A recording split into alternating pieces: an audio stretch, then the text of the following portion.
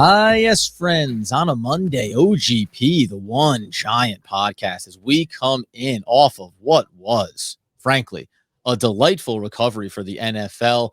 The playoff football was crisp, clean, and one heck of a finish on a Sunday night. I'm Adam Arbert covering the Brooklyn Nets on the Locked On Nets podcast. He's Andy Makowitz, season generational ticket holder for the New York Football Giants, and supposedly warm weather soaking down in Florida. How are we, sir, as we dive in on not only the NFL playoff picture, updating the New York Football Giants head coaching search, and then talking about key dates and players this offseason for the newly hired GM Joe Schoen to consider. Adam, I didn't play a single snap of any of those games, and I'm exhausted. Like, I am tired. Like, the amount of cocktails that I had to put down watching the game, go back and forth, especially that Sunday night game. I mean, that was literally the greatest 36 hours of football ever. And, my argument is that it finished with arguably the greatest game ever played. Like, I was at the edge of my seat the entire time, and it took heroic efforts of someone to win it rather than someone like lose it on a fumble or a botched play. So to me, it's like the heroics on both sides. You didn't want to see that someone was going to lose. What a weekend it was. It really was. It was a great set of games. Obviously, the Bills there in Kansas City, the back and forth, incredible battle. And you're talking about two of the best quarterbacks in the NFL as well. Doesn't hurt to watch potential New York Football Giants future head coach Brian Daboll orchestrating just one heck of a couple of games, really, for the Bills here, even though they come up short. And to your point, too, like you go back to the day before, obviously, it's still a really good game between the Rams and the Bucs, but in a game like it's a great comeback effort from Tom Brady and the Bucs, but it's all predicated on a fumble by the Rams. All of a sudden creates a short field, and that really fuels it. Still exciting, but the Chiefs and the Bills was just like high powered, all thrills, all gas, no breaks. Like, let's get after this thing. And the amount of scoring that happened in the last 90 seconds of this game was absolutely insane. 25 points were scored in the last 2 minutes of a game. Like, think about how ridiculous that is. 25 points in an NFL playoff game. Yeah. Like, it's just unthinkable. And, listen, it started as the appetizer with the Bengals and the Titans, where that game was kind of just back and forth. The Bengals won it on a field goal. Then you get to the salad course, which is watching Aaron Rodgers eat crow and lose in the Saturday night game. Terrible the fact that they go out at Lambeau Field again. And then, people are saying that Brady comeback was going to be great. And like you said, finishes off with the Chiefs Bills. Cannot be happier with watching all of that football. And we've got some great games coming up next weekend too. While the Giants are in the offseason, the NFL's still alive. I'm loving both pieces of it. Yeah, listen, 49ers will head out to, they'll just be in LA, in California, taking on the Rams. So nice for both of those teams, really, because they'll go home and then essentially be at home for it. And then you get the Bengals going to Kansas City to take on the Chiefs. Little upstart engines that could. The host battle, man, I was right on the edge. That Bills game could have been everything for me. Could have gone 3 out of 4. Instead, we're pretty tightly knit there in that one. We both went 2 for 2 over the weekend. We both suffered on the Packers as well. So we'll continue to battle through that as we move forward. It is, man. These are going to make for some exciting games. Be interested to see as we move through the week if either you or I start to tell any little bit, around where we're leaning going into those big AFC, NFC championship matchups. In the meantime, though, the New York Football Giants, I came in, did the solo episode just highlighting that obviously the New York Football Giants went with their first round interview, their second round interview, and ultimately the GM hired Joe Schoen, assistant GM from the Buffalo Bills. Obviously excited about that as we head into the now head coaching search update around it. And the your quick 2 cents as we look into where the Giants may be going for their head coaching role. You and I were both probably Adam Peters from the 49ers first and Joe Schoen a very close second. Totally happy with it. Very excited about it. Is that the general consensus? Yeah, it is. And, Joe Schoen was the leader in the clubhouse from the start. It sounded like they wanted him in, as you said, for the first interview. They wanted to go through the process very quickly with him. And the Giants just loved everything that he was preaching. And, a couple of positives have come out of this overall. The second one is they talked about Adam Peters, and they said he really impressed. They said it was neck and neck between him and Joe Schoen, and like it was a very difficult decision between the two of them.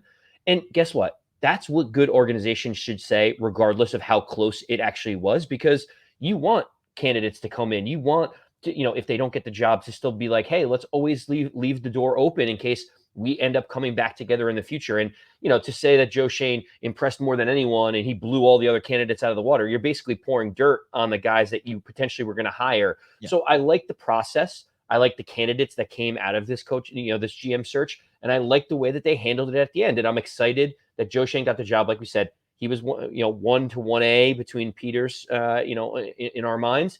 Glad he's in there doing work and he's getting started right away. And it really felt like, too, you put Adam Peters in there, you put Ryan Poles in there. This felt like, unlike other years and pulling the trigger too fast or just maybe not having a great crop of candidates to pull from, this really ultimately felt like it was an opportunity for the Giants to go, I don't feel bad no matter what they do, right? They could have gone with any three of them and I still would have been happy. Obviously, we had our own personal hierarchy. Now on to the head coaching. Obviously, again, leader in the clubhouse for GM was Joe Schoen. It seems like leader in the clubhouse for the head coaching job is going to be Brian Daboll. But after Daboll was brought in, after Leslie Frazier also got his turn, defensive coordinator for the Buffalo Bills, Lou Anarumo, Bengals defensive coordinator, who probably doesn't sound familiar, although it should. He was on the 2018 staff underneath Pat Shurmur with the New York Football Giants. He got in for an interview as well. There's a couple other guys here. Patrick Graham on the staff. He's getting some traction, going to interview with the Pittsburgh Steelers. You've heard about Brian Flores coming in here at some point for his interview. Dan Quinn is waiting in the wings as well. First on Lou, are you surprised that this name came up, or does this have some sentiment of the New York Football Giants and Patrick Graham's going to get a chance to interview as well, by the way, but the Giants do like to at least have guys that at some point along the way they've liked, had a positive connection with, and want to, whether it's see if there's some potential there, or also I think there is, in a very positive way. I mean, it's the most positive way. Every team tries to help elevate people that have been connected to their organization. And you don't get to get a head coaching job until you've interviewed a couple times. And sometimes that's as much a part of the process as anything. So you bring up a very, very good point. So before I go down to Lou, I'm going to start with Dan Quinn. So Dan Quinn is now a name that's going to be coming in. We'll talk about him in a second. But, Giant fans are kind of lukewarm on him. Like, oh, he's kind of a retread. He had Kyle Shanahan. I don't know if I really want him. And so, you have Giant fans that are against that. Then you have Lou Anarumo, who, has familiarity with the Giants, was with Joe Schoen for 5 years, basically, in Miami. You can't have it both ways. You can't say you don't want to retread, but you also don't want a guy that you don't know the name of, or you're like, who is that guy? Right. I like this search because they're literally saying no stone left unturned, right? We want to get all of these capable people. I mean, you look at Brandon Beane hiring Joe Schoen after being away from each other for 7 to 10 years.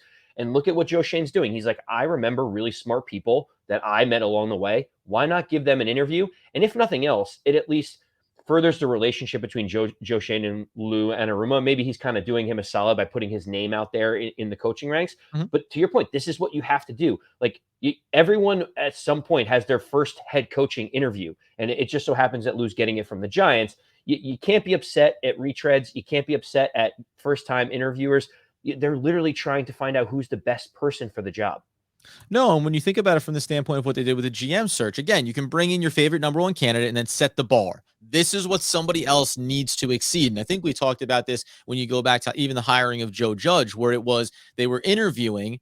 When Judge came in, he knocked their socks off, and it was like, done deal. We love him. And there's nothing wrong with being impressed by someone. There is something wrong with being a prisoner of the moment and going, You've excited me. I'll take it. As opposed to saying, now remember, we had our hierarchy of who we preferred and the direction that we want to go. So you don't want to be arbitrarily blown away by Lou or by Dan Quinn or by any of these guys. You want to work all the way through the process and then come back to it and say, did anybody best our number one candidate? If not, I think you want to go with what you would call your gut, your first instinct. Trust that. And in this case, it's going to be up to Joe Schoen to say, my first instinct is to bring along Brian Daboll. Now, somebody else knocks my socks off. I have a lot of people I'm connected to, but they have to surpass what I've already known from Daboll over the last handful of years.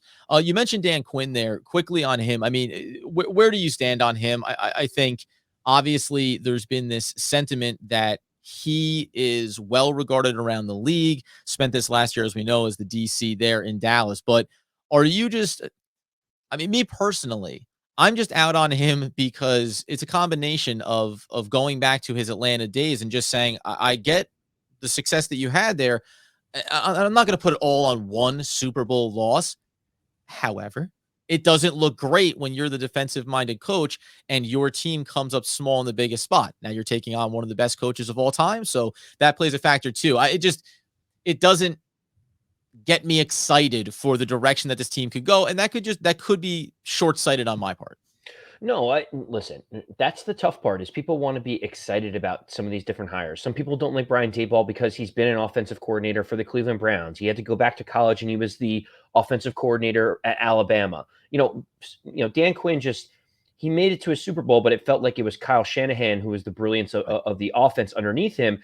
Dan Quinn is known as a defensive mind.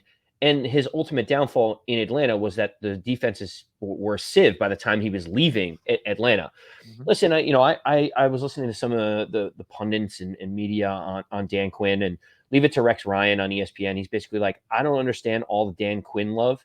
Dan Quinn's defense finished 17th in total team defense this year. So they're basically saying he took a absolutely terrible, 30th, 31st ranked defense the year before, basically brought him to respectable levels, not a top 10 defense, and Mhm. he's getting all these flowers and kudos for it. Which I don't know, fair or unfair. I think it's fine to say that you improved the defense significantly. Me, Adam, I'll be completely honest. It's more about the style than it is the person. Dan Quinn's from Morristown, New Jersey. He's a New Jersey guy. He loved the Giants growing up. It would be great to have hometown people, come back as a story. But really, the way that I look at it is an offensive head coach. It feels like that's the direction the NFC is going. And it seems like there's a ton of quality defensive coordinators that are out there to be able to run the defense. If you hire Dan Quinn as the head coach, you better be sure on who you want as the offensive coordinator that needs to, work with the Daniel Jones reclamation project, right? Yeah, that's fair. And we said before on this that I'm not concerned necessarily about defensive or offensive minded head coach. But when you go the layer deeper around who's going to come in to run the defensive side of the ball for you or the offensive side of the ball for you, then it does make a difference. And some head coaches are inclined to also be the play caller. So that can make it, can impact how you look at things, certainly. But I think you're right. There's a lot, it seems like there's a lot of young creative minds out there that you could tap into. So we'll see what comes of the Dan Quinn interview. Obviously, again, he's well regarded enough that you don't want to be short sighted and not interview him. The last piece before we get into a little bit of I have two questions here. The first one is going to be quickly. I want to mention Patrick Graham. I said is going to get an interview, as is Brian Flores. Is there any world? Quick 2 seconds on this one before we move into some Dable talk. Any world where Brian Flores ends up on this staff as a coordinator, not as the head coach potentially? Or do you think there's enough traction in other places around the league that seems like everyone agrees they're surprised he was fired from Miami? There's no way he's going to take a step back even for a year or two. Yeah, I don't see Flores. There's just he's in too much demand right now that he could strike while the iron's hot. It sounded like he was, a shoe-in for the Texans if he wanted it, but Yep. he really likes Deshaun Watson. Obviously, they tried to pursue a trade when he was with Miami for felt like the entire year. But the Texans are adamant that Deshaun Watson will not play for them ever again. So he's kind of lukewarm on that. It sounds like Chicago has great interest and he's got a potential franchise quarterback in Justin Fields there. It just feels like there's too many options available for Flores to be able to take a coordinator position. But again, if it depends what he really wants. I think he wants to get back out there and run a team again and have a little bit more of a say than he did in Miami. Yeah, and something just pulling on these connection threads, right, from Shane and the overlap even with Dable as well. Second, another really quick one here for you though. Jim Caldwell all of a sudden got back into the coaching conversations, maybe favored there in Chicago potentially. I did take a step back for a second when you saw what his record was in Detroit, a place where everyone goes to die, and yet he actually had success there before being let go. Um, should that have been somebody that the Giants at least had a thought around? Because it hasn't been brought up at all. And we talked about wanting to get younger, being progressive. The other side of it is there are some older but very well respected football minds. Caldwell seems like he's kind of come back out of nowhere to now be reinserted right into those conversations.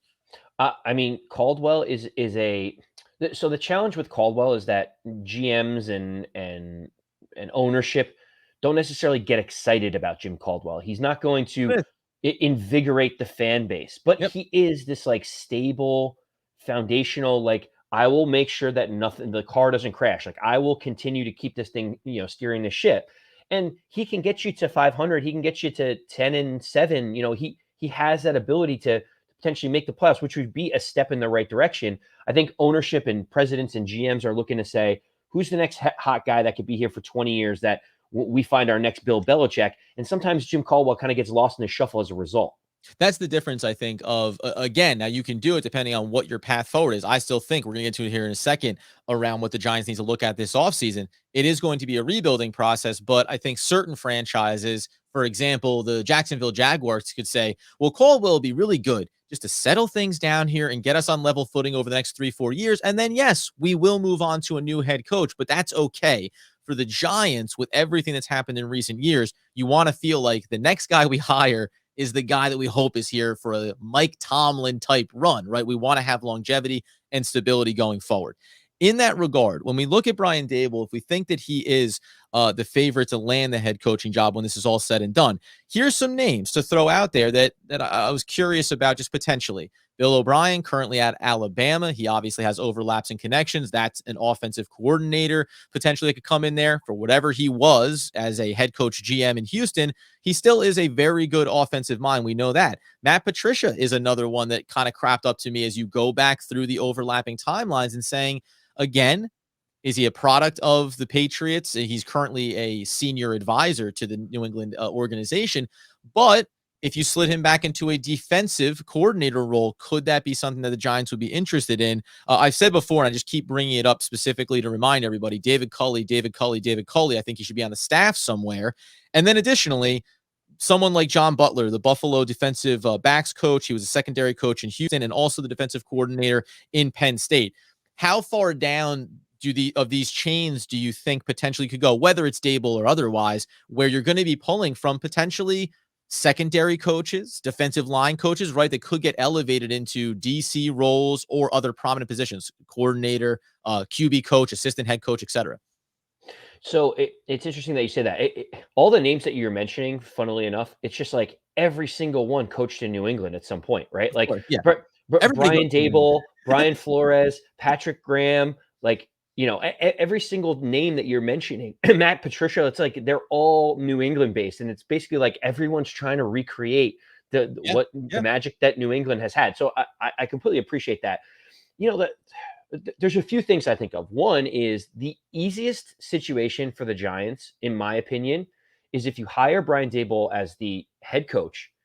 Patrick Graham has expressed interest in staying as a defensive coordinator, so you have some consistency there with the voices in the room. Mm-hmm. And then someone that's slowly starting to come up and is trending is the passing game coordinator, quarterback coach from the Buffalo Bills, Ken Dorsey. So Yes. you could keep this consistency with Brian Daboll, bring in Ken Dorsey as the offensive coordinator. Those two can work again together in unison and really focus on the offense. And they say, Patrick Graham, you have familiarity with this defense. You want to be here with the Giants. Like, the players know you, they like you, you're well respected. And that is our foundation moving forward. If that's the case, I'd be very happy with that.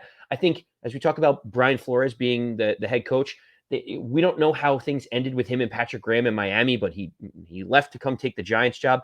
Is there animosity there? Would Patrick Graham go? If he does, then Brian Flores has a whole new staff in place here, and we don't know who his offensive coordinator would be. It just feels like there'd be a lot more question marks with someone like Brian Flores taking over rather than someone like Brian Daboll.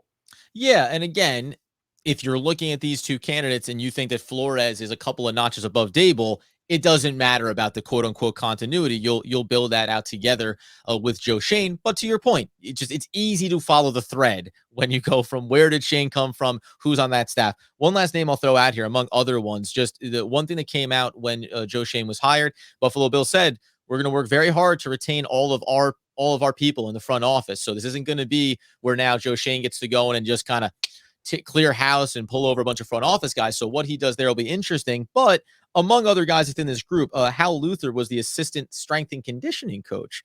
I thought that was important because we've talked recently about, and you've highlighted a lot, the struggles that the Giants have had from staying healthy, avoiding injuries. And that as much as anything, I think, is a part of this turnover too, right? The fundamental process about how you approach finding, scouting, acquiring talent, and then preparing and maintaining those players and that talent to be successful on the field. So these are even some of the lower level names that'll mean nothing to us in the big picture, but don't be surprised if you hear some random individuals coming out of the Buffalo Bills organization. You talk. It's funny that you say that, Adam, because when we say tear it down to the studs and full rebuild, we really mean full rebuild. It's Yeah. not just take the coach out or take the GM. It's like, how are we working as an organization? And I've seen some pushback from former players and people like Carl Banks saying, the Giants' training medical staff is regarded as the best in the business. Like, people go get second opinions from the medical staff of the Giants, consistently been there for like 4 or 5 decades, basically.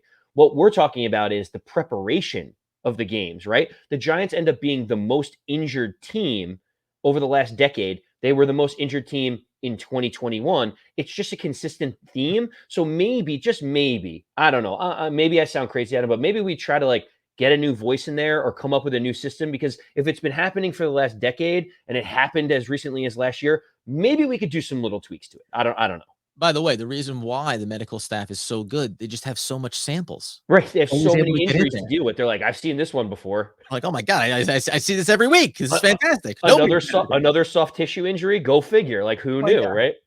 Finger on the pulse in that regard. Okay, so we'll see what happens there. The last piece then for me is one thing we know for sure already is that Joe Schoen is the general manager of the New York Football Giants. And in that regard, I point to a key date and talk about some key players on this roster. June 1 is a massive date for Joe Schoen and the New York Football Giants. There's a handful of guys here we've talked about before, you and I, with Candace Cooper at times. There's certain players that we're automatically going to move on from. You're going to take the dead cap hit to free up some money.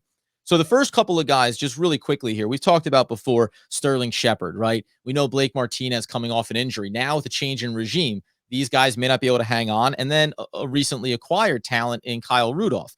If you want to move off of those guys, the net balance would be 11 million in dead cap to gain 20 million in cap room, right? So again, plus 9 million, but that's already $11 million in dead cap that you're going to take on to get off of those guys. Those are kind of the side projects, though. Two easy ones would be Barkley. Then this could happen at any point, trade or otherwise. And actually a pre-June 1 would be Nate Solder getting that 4 million. No concerns there. Good stuff. Here's the big box of guys, though, and I'm curious to get your take on this. James Bradbury on a post-June 1 cut or trade, 8.3 dead cap, 3.5 million in cap room. So plus 5.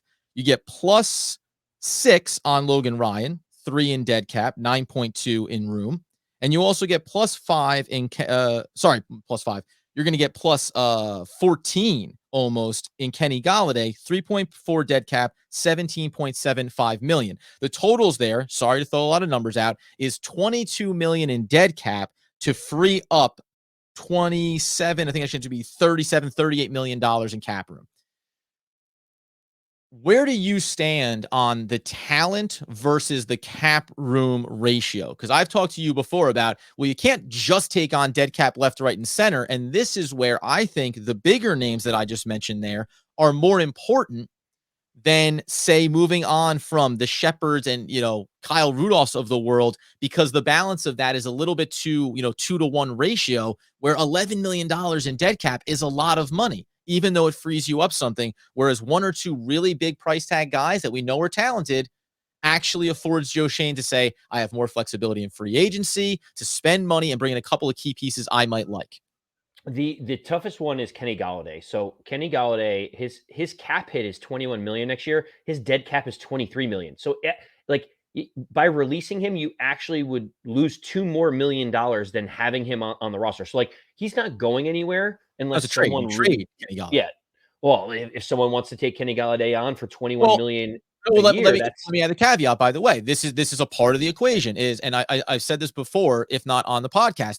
Joe Schoen has zero attachment to these players from free agency. He didn't sign them, and he has zero attachment from the guys that he drafted. He wasn't there. So the only attachment that Joe Schoen has to these guys is dollars and cents and what it does to his timeline of bringing in assets to improve this roster and his vision. The Kenny Golladay piece, or any of these guys really, you may have to take an incredibly diminished value on the asset and what you get back for Kenny Golladay in a post-June 1 trade.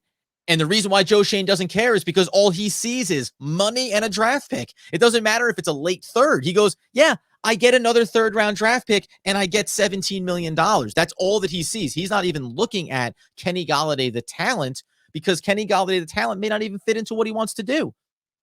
You're absolutely right. I mean, we talk about full autonomy on the roster. We circle guys like Daniel Jones because the quarterback is the most important position. We circle Saquon Barkley because the math on it's pretty simple. It's like if he's not on the roster, it's $8 million savings. Those are like very simple ones. It's very nuanced with guys like Kenny Golladay or James Bradbury we talked about before because there is value, right? And what I think Joe Schoen needs to be thinking about is Dave Gettleman left us in a weird cap situation. We could cut a bunch of bait this offseason and try to clean this up. My only thought behind this all for Joe Schoen is just make sure that we get the 2 draft picks correct. Do whatever you need to do in this upcoming season to fix the cap so that we have long-term flexibility. To make any like short-term moves to be like, hey, maybe we can compete now if we do all this stuff. Like we've done that before. We've done those retreads. We've tried to turn it around really quickly. My only thing on all of these different players is forget about next season. What sets us up for 2023 in terms of having cap space, having flexibility to either go get another quarterback if Daniel Jones doesn't work out, or be able to fix the offensive line if we don't get everything that we need. Like we need that flexibility, and right now it feels like we don't have that. Well, and this is why I've said it before. Yes, I think he's a great guy, and I think he's been injured too much, and it's hard to understand it and keep him. But this is why when you look at the Sterling Shepard number, you go, yeah, I get that you could cut him and get $4 million in cap room, but you take $4 million in $8 million in cap room, but you take a $4 million dead cap hit.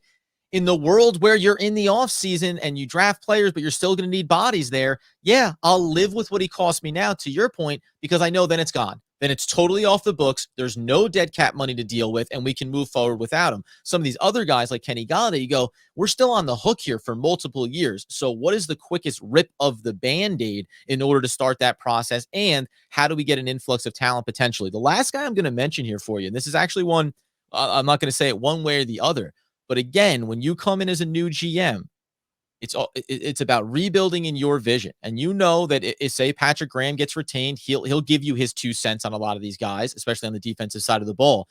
But one player that I'll point to is also Leonard Williams. $8.3 million in dead cap for $19 million in cap room on a post June 1 trade or cut. That's $11 million that you can get on the books here for the New York Football Giants. And by the way, unlike some of these other names, Kenny Golladay, a little bit older for a wide receiver, injuries. James Bradbury could be right on the precipice of seeing a big drop off and a heavy price tag. Everybody else, injuries, etc. Leonard Williams is just a talented guy in the prime of his career. He actually has real trade value for the New York Football Giants. So again, if you're looking to rebuild this thing, I'm not saying that everybody I list here has to go, because you want to balance how much dead cap versus what you free up. But the best assets you have to be the assets you're willing to trade first, because that's going to be the best trade-off of what I get in return. It's why I talk about Saquon Barkley. Not only do you get $7.2 million back on the cap, you also maybe get the best possible return, because a team could look at him and say he could be a piece of what we want to do here, understanding he also has injury concerns. Yeah, I mean, for me, Leonard Williams is. I think it would be foolish to do anything with Leonard Williams. He's got to. If you were to do something with him, you potentially face a $35 million cap hit. Like he already counts towards 27 million towards the cap. It makes no sense just the way that they structured the deal. They basically in their extension said we guarantee that Leonard Williams will be here for 2 years. You can move off of trade, release, do whatever you want with Leonard Williams after the 2022 season. Yeah. And that's where you really have the out in 2023, where it's basically, it's 8.3 million dead cap hit, but you save like 20 something million dollars. So like, if you really wanted to move off of him, you could then, Yeah. but again, all options should be on the table. I think it'd be really foolish to take a massive cap hit on someone like Leonard Williams and then not have the cash to like fill the bucket up. But again, it's all about making sure whatever you decide to do with this roster, get it so that it's healthy and you have flexibility for the 2023 season. Because yeah, we may be able to compete next year, but don't go into it with the idea of like, I need to do whatever I can with our salary cap to compete next year. And then all of a sudden we're in the same mess in 2023. Yeah, I think you make the little moves that feel calculated, that feel responsible, and that only sacrifice this upcoming year as much as possible, right? Sacrifice this season. And that can mean keeping some of these guys there because it makes more sense to cut, release, trade, whatever in the next offseason. So whatever the process is that gets you to the cleanest break and the fastest refresh of what you need to accomplish, that's what the goal has to be. But I do think the biggest takeaway should be don't look at anybody on this roster, barring some things like Leonard Williams. I brought him up specifically to your point, Andy, about it's not just this year and what you free up, but then what does it cost you the following season, right? There's always a best out date for a lot of these guys. But don't look at anyone on the roster on either side of the ball and say, oh, well, he's too talented. That doesn't exist. That does not exist this offseason for Joe Schoen or for the Giants. It's what is the best, smartest move to get us reset as quickly as possible? And you mentioned it in there as well, the draft. What you accomplish at the top end of this draft, how you allocate your assets. That's going to be a big piece of how Joe Schoen looks at this and how we look at trying to reset and rebuild this roster. That being the case, man, I'm filled with nothing but positive vibes because it feels like we have the right guy making decisions for us. I'm excited to see. We said a couple more coaching interviews to come here. I'm not going to be surprised, and especially now, knowing that Brian Daboll and the Bills have lost and are out of the playoffs, if that's their guy, I would expect them to look at whatever other candidates they want to get in for their first interviews and do exactly like they did with the GM. Ramp it back up. Top 3 head coaching guys. Let's get them back in for a second one. Don't be shocked if Daboll's the first one in the door. Somebody has to blow your socks off, or boom, by the end of this week, we have our new GM, our new head coach, and everything starts to ramp up for the New York Football Giants, which is an incredibly exciting feeling if you've been following this team for the last near decade, feeling like when's it gonna feel good again? When do we get to have some optimism about what goes on in an offseason, not this sense of, hey, how bad do you think they'll screw this one up? The one thing I'm going to be looking for during the week, and we'll update everyone as we go along, is this the full list of candidates that the Giants want Yes. to interview, right? Like you've heard names trickle in and out around here. They've got Quinn lined up today. They've got Brian Flores lined up later in the week. They got Patrick Graham lined up. Is there anyone else that the Giants are interested in interviewing? And keep this in mind, Adam. Now, because the divisional round is over, if there's anyone that's still currently coaching in the playoffs that you really like, you do not have the ability to interview them until after they get to the Super Bowl, because now's a dead period if you haven't interviewed anyone to begin with. So if there's anyone that comes up from this, it's going to be all people that have finished their seasons, and maybe the Giants want to take a look elsewhere. And by the way, if it had been someone on what could have been the Packers, though they're eliminated now, or the Rams or any of these other staffs, they would have tried to do what they did with Daboll and with Leslie Frazier, squeeze them in before the weekend so that they knew we've secured that and we can have a sense of them if we have to push the pause button on this process. So hopefully, as long as there's no candidates that they'd like to wait for, they've already at least gotten their foot in the door with the guys that they want to talk to. We'll see how it all breaks down, man. It's an exciting time to be a Giants fan. That's all I know for sure. And it's exciting to see where the host battle goes on the show because we'll be updating that later in the week. In the meantime, follow us on social media. The YouTube numbers continue to grow. The podcast numbers continue to grow. We're ramping it up, wet and wild. And listen, one last quick little footnote on one Jim Caldwell. You said he's this bland, just, middle of the road kind of guy. It called me back to Spaceballs. I'm just plain yogurt. We'll be back again talking more things New York Football Giants. And as Andy McElweetz wants, needs, and nay demands the people know. As always, let's go Big Blue.